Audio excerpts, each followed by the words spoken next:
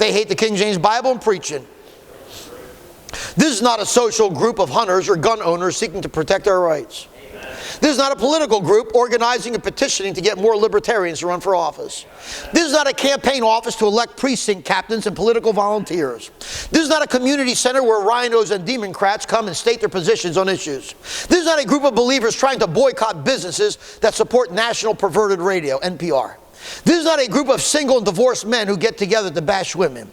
This is not a group of women who talk about women's issues and disregard what God says about women. This is not a child advocacy group promoting the welfare of children.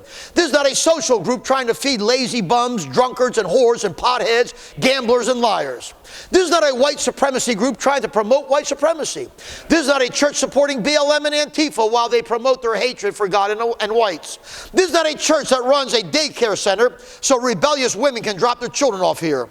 This is not a church that runs a college that questions and criticizes the King James authorized version.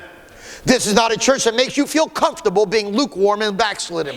This is not a church that hates sinners and thinks they're beneath us. This is not a church that is full of themselves and think we're proud of what we're doing. This is not an entertainment center where people come and watch a show in dark lights and screens. This is not a sports center or a stadium or a court where people cheer the contestants. This is not a dance hall where people shake their bodies and hug other people's husbands and wives. This is not a nightclub where spotlights are beaming and swirling around in blue, yellow, pink, green, and purple.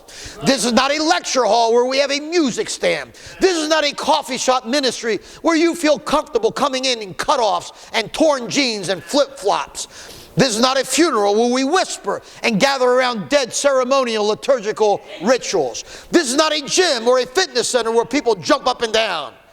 This is the church of the Lord Jesus Christ.